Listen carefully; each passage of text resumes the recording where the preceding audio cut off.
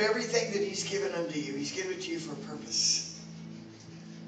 I hear Mike Murdoch, and I think he's a little sassy sometimes.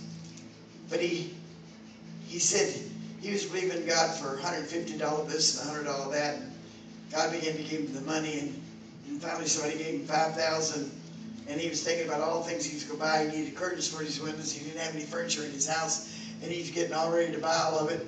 And he went to this meeting that day. Somebody invited him, and they were asking for $1,000 offerings. He'd never even heard of $100 offerings. And the Lord said, I want you to give $1,000. And he's trying to explain to the Lord that he needs furniture and he needs curtains when God gave him the money.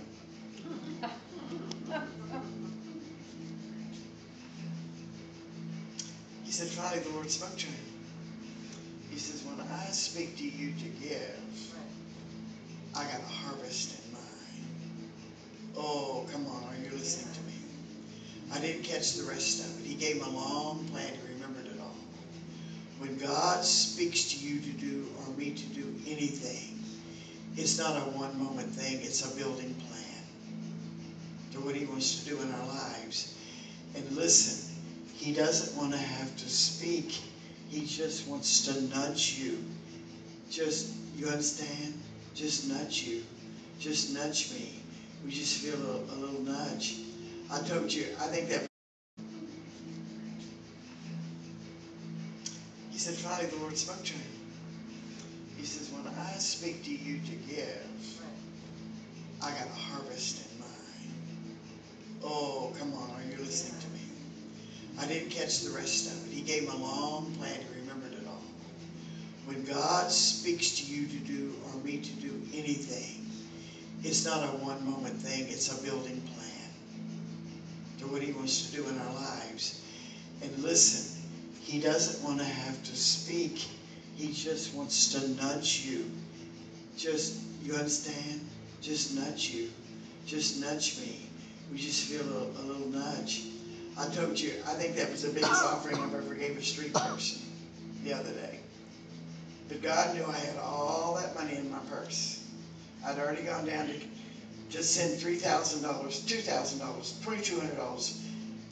And it got all the way through Western Union, but it wouldn't be accepted on the other side. There was some problem.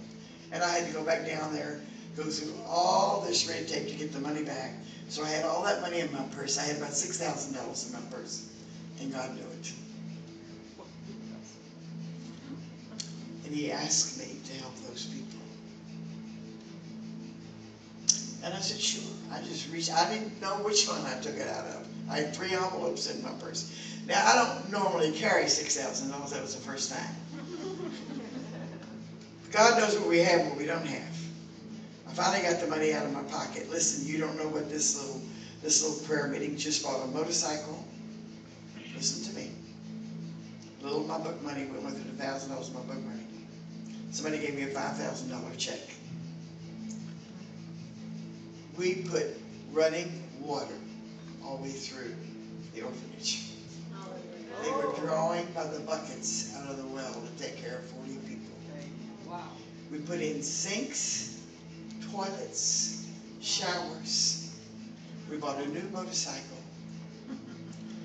We bought 22 mattresses, 19 blankets,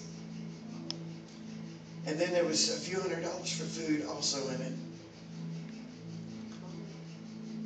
Uniforms. Oh, uniforms, sweaters for the winter. We're not going to tell them what else we're going to do. They need a stove. You know how they cook? They put some rocks here, and some a real circle of rocks. I've been there. I've been there and worked with them.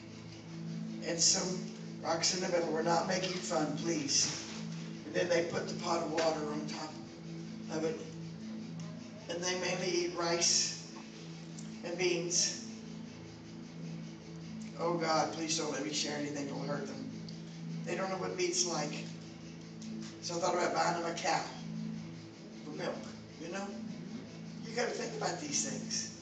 We just go down to the store and we get milk in 20 flavors.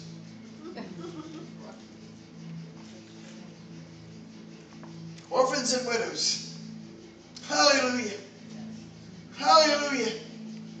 And God is just waiting to bear his arm on some of these big churches. It's got a lot of money in the bank. And there's people in their audience that need clothes and coats and education and food. And the church wonder why it doesn't have any power in the community in Washington is in the place that it's in. Just get with the program, folks. Get with the plan of God. Richard, I got to go to Cuba. Ruth Heflin went there but didn't get in, but I got to go. And they sent a message back. What year? This was 2012. Somebody paid for my way first class all the way. Wow. So they sent a message. What do they want? What do you need? So they told us a few things they'd like to have, and they wanted a keyboard. And the man bankrupted his home of $100,000 for that trip and paid for it for us to go. $100,000. Lost his home. He lost his home. But we got into Cuba. Most of them got arrested. I didn't. But we got into Cuba. And they wanted a keyboard. And somebody bought it for me and had a hardback case. Had a seat. Had all kinds of workings with it. He said, I need a keyboard. And I remember seeing one in his house, but he'd already lost everything. And I said, brother, I got one. It's a big one. It's a nice one. Somebody just bought it for me. Got everything with it.